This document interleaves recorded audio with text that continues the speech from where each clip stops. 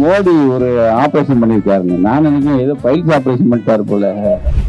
இதெல்லாம் அனுபவிச்சுட்டு தான் நான் உங்க முன்னாடி வந்திருக்கேன். இது இந்த 124A 91 என் மேலே 124A ரொம்ப அன்பா போட்டாங்க. அதை சேலஞ்ச் பண்ணா இப்போ கவர்னர் ரொம்ப அன்பா ஒன்று போட்டாரு. 124 தான்.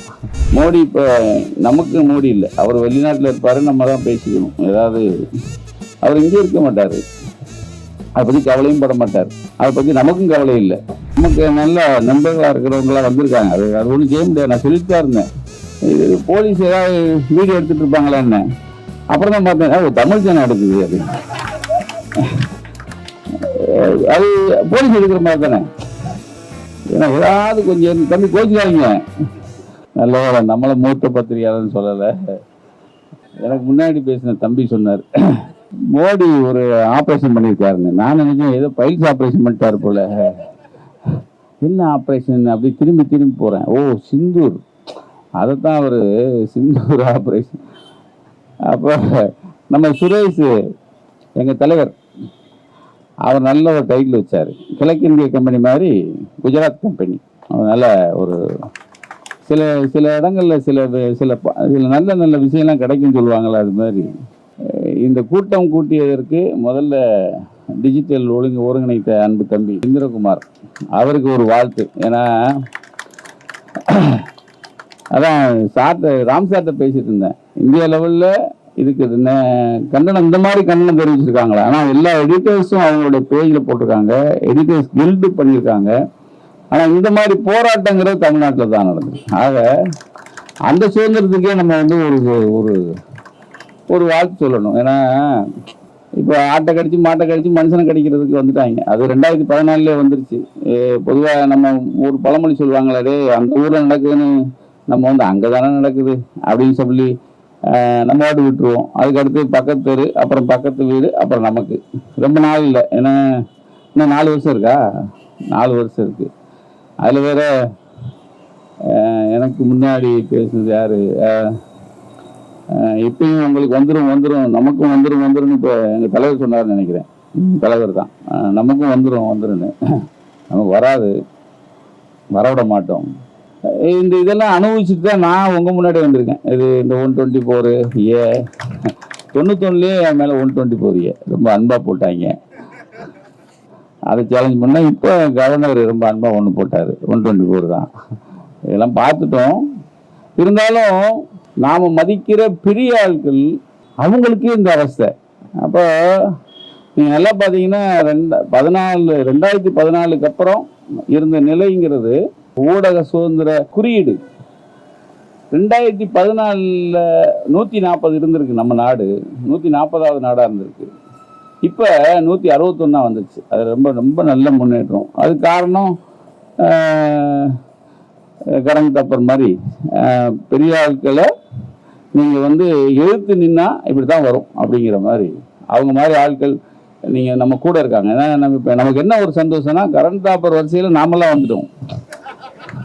நாம் எல்லாருமே சித்திக்கு வரதராஜன் எல்லார் வரிசையிலையும் நாமெல்லாம் வந்தது ஒரு பெரிய விஷயம். ஏன்னா தமிழ்நாடு இன்னைக்கு வந்து இவங்களுக்கு வலு சேர்க்கிற அளவுக்கு நாம் தமிழ்நாடு இருக்கோங்கிறதே நமக்கு ஒரு சந்தோஷம் தான். அது ஒரு பெரிய விஷயம்.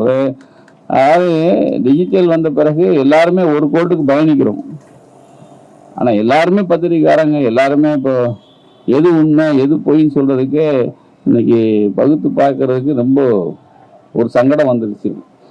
ஆனால் அவன் வந்து என்னன்னா, சட்டத்து மூலமா நம்ம போறோம்னா அந்த சட்டத்தையே நம்ம போட்டு ஏன் நமக்கு பயப்படுத்தக்கூடாது அப்படிங்கிறதுல அவன் வந்து இப்போ பார்த்தீங்கன்னா, பத்திரிகையை மிரட்டினா நீதிமன்றம் மூலம் நிவாரணம் கிடைக்குது. ஆனால் பத்திரிகை சுதந்திர சட்டம் மூலம் ஒடுக்குவதற்கு அவன் ஒரு ஏற்பாடு பண்ணுறான். அது வந்து ஒழுங்குமுறை சட்டம் 2023 ஒரு மசோதா ஒன்று பாஸ் பண்ணுறான். டிஜிட்டல் தனிநபர் தரவு பாதுகாப்பு சட்டம்னு ஒன்று போடுறான், DBDPA 2023. பத்திரிகை பதிவு சட்டம் 2023 மற்றும் தகவல் தொழில்நுட்ப திருத்த விதிகள் போன்றவற்றை அவன் கொண்டு வந்துட்டான். இதன் மூலமா அவன் தன்னை பாதுகாத்துக்கிறதுக்கு அவன் சட்டத்தை ஏற்றிட்டு இருக்கான். ஆக இன்னும் 4 வருஷத்துல நீங்க வந்து கருத்து சுதந்திரம் பேசுனதெல்லாம் கருத்து சுதந்திரமே இருக்காதுங்கிற நிலைக்கு கொண்டு வர்றதுக்கான ஏற்பாடு தான் இந்த ஆரம்பம்.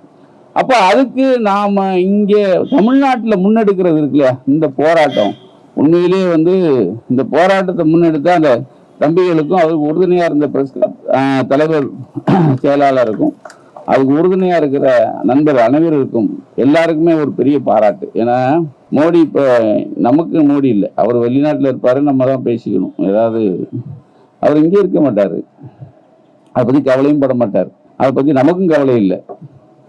ஆனால் ஒரு கரண் தப்பருங்கிற ஒருத்தர் நானா வந்து சிம்ம பார்த்தா அவ ஒரு ஜெயலலிதா ஒரு இன்டர்வியூ எடுத்திருப்பாரு, நான் புத்தகமா போட்டிருக்கோம். அவருக்கே இந்த நிலைண்டா அப்ப நம்மளாம் ஏமாத்துறோம். அப்ப நம்ம வீட்டுக்கு வர்றதுக்கு ரொம்ப நாள் ஆகாது, நம்ம ஏரியாவுக்கு வர்றதுக்கும் நம்ம தெருவுக்கு வர்றதுக்கு ரொம்ப நாளாக ஆகாது. அதுக்கு முன்னாடி நம்ம எப்படி நம்ம தற்காத்துக்கு போறோம் அப்படிங்கிற அந்த ஒரு இது இருக்கு. அது சுப்ரீம் கோர்ட் நமக்கு ஆதரவா இருக்குங்கிற ஒரு நல்ல செயல் தான். இருந்தாலும் 124A வந்து சஸ்பெண்ட் தான் பண்ணியிருக்காங்க இல்ல, அதுக்கு என்ன சார் விதி, அதுக்கு என்ன வழி? பண்ண மாட்டாங்க. ஆனா அதுதான் இன்னும் கொல்லப்புறமா இன்னொரு வழியில வராங்க. அந்த டிபேட்ல ஒருத்தர் உட்காந்துப்பாரு, ஒருத்தர் டைரக்டா ஒருத்தர் RSS வருவாரு, இன்னொருத்தர் கொல்லப்புறமா ஒருத்தர் RSS இருப்பாரு, அரசியல் விமர்சனம் வராங்க. அது மாதிரி இப்ப கொல்லப்புறமாவும் நேரையும் நம்ம வீட்டு வாசல் வெளியவே வர இருக்கான். இப்ப நல்லா பாத்தீங்கன்னா இது இந்த தமிழ் ஜனம்னு ஒண்ணு நம்ம டிவிக்கார ஒருத்தர் வந்திருக்காரு. அது ரொம்ப நண்பான நமக்கு நல்ல நண்பர்களா இருக்கிறவங்களா வந்திருக்காங்க. அது ஒன்றும் செய்ய முடியாது. நான் சொல்லிட்டு தான் இருந்தேன், இது போலீஸ் ஏதாவது வீடியோ எடுத்துட்டு இருப்பாங்களா என்ன. அப்புறம் தான் பார்த்தேன் தமிழ் ஜனம் எடுக்குது. அது போலீஸ் எடுக்கிற மாதிரி தானே. ஏன்னா ஏதாவது கொஞ்சம் தம்பி கோச்சிக்காதீங்க, ஏன்னா நம்மள ஆசிட்ட யாராவது போலீஸ் வீடியோ வச்சுக்கா பாருங்க. அப்புறம் தான் பார்த்தேன் தமிழ் சேனல் இருக்குல்ல அப்படின்னு. என்னன்னா நம்மளாலே ஒருத்தர் எடுத்து கொடுக்கறதுக்கு ஆள் இருக்காங்க, ஏன்னா வேற வழி இல்லை. அதாவது இப்படி ஒரு 10 பேர் இருந்தா அப்படி ஒரு 2 பேர் இருப்பாங்க.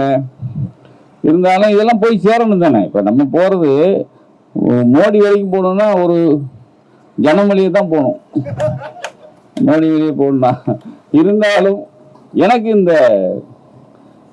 இந்த கூட்டம், அதாவது ஆர்ப்பாட்டம் வைக்கணும்னு நினைச்சது இருக்குல்ல, அதுவே எனக்கு வந்து ஒரு தைரியம் தான். அது உண்மையிலேயே அந்த மறுபடியும் நான் பாராட்டுறேன். ஏன்னா இப்போ சொல்லும்போது தமிழ்நாடு டிஜிட்டல் ஜேர்னலிஸ்ட் யூனியன் முதல்ல யூனியனை பதிவு பண்ணுங்க, எல்லாம் பதிவு பண்ணணும். ஏன்னா இந்த போராட்டம் வந்து தொடர்ந்து நமக்கு நிறைய வேலை இருக்கு. இப்போ மாத்திரம் இல்லை, இன்னும் அடுத்தடுத்து நிறைய வேலை இருக்கு. நிச்சயமா கரண் தப்பர் மாதிரி ஆட்கள், சித்திக் வரதராஜன் மாதிரி ஆட்கள் நமக்கு வேணும். அவங்களுக்கு பின்னாடி இப்போ ரொம்ப பெரிய விஷயமே நம்ம எல்லாரும் சேர்ந்து பாராட்ட வேண்டியது எங்க என்ராம் சாருக்கு தான். ஏன்னா இந்த வெட்ட வெயில்ல மொட்டை வெயில்ல இப்படி வந்து உட்கார்றதுலாம், அப்போ நமக்கு வந்து நமக்கு ஒரு பலம் இருக்கு அப்படிங்கிறத நிரூபிக்கிற அளவுக்கு இந்த ஏன்னா அதுக்கு அவரு உண்மையில் நினைச்சேன் அவர் வருவாரா வரமாட்டா நான் கேட்டே இருந்தேன். வந்துட்டாரா பாதி டீயை வச்சுட்டே வந்துட்டேன், ஏன்னா அவரே வந்துட்டாரு. அப்போ நிச்சயமா கரண் தப்பருடைய கரம் அதாவது வலுப்புங்கிறத, அவருக்கு பக்கபலமா நாம் எல்லாம் இருப்போங்கிறத ஒரு பறைசாட்டுகிற இந்த போராட்டத்துக்கு கை கொடுத்த அனைத்து தோழர்களுக்கும், இந்த போராட்டம் என்றென்றும் அவர்கள் பக்கம் வந்து நீங்க நியாயத்தை பெற்றுத்தர வரைக்கும் நாம இருப்போம் அப்படிங்கிறத முதல்ல சொல்லிட்டு, அதாவது எல்லாருமே ஒன்று கூடி தான் இந்த போராட்டம். அதில் வந்து இதை இப்போ கூடணும் கலைஞ்சோம் இல்லாமல் இதை தொடர்ந்து அடுத்தடுத்து வழி நடத்துறதுக்கு என்ன வழிங்கிறத நீங்கள் தலைவர் பெருமக்கள் 2 பேர் இருக்காங்க. அந்த தம்பி அவர் வந்து ரொம்ப இதே கண்ணும் கருத்துமா இருக்காரு. ஏன்னா எங்கள் சங்கத்தில் இவங்க பத்திரிகையாளர் சங்கம் ஆரம்பித்து இப்போ வந்து கேன்டீன் ஆரம்பிச்சிட்டாங்க, சோத்துக்கு வழி இருக்கு. ஆமாம், அது மாதிரி தம்பியும் சங்கம் ஆரம்பிக்கணும். இந்த சங்கத்துக்குள்ள சங்கமா இல்லை நம்ம சங்கத்துக்குள்ள அவங்க ஒரு பிரிவாக வருவாங்களா இல்லை, அதெல்லாம் கொஞ்சம் பார்த்துக்கணும்ல நீங்கள். ஆக இந்த பலம் என்றென்றும் நம்ம கூடயே இருக்கணும். இந்த வலு என்னைக்கும் நமக்கு சேர்ந்து இருக்கணும். இந்த போராட்டம் என்றென்றும் தொடரணும். இந்த வாய்ப்புக்கு நன்றி.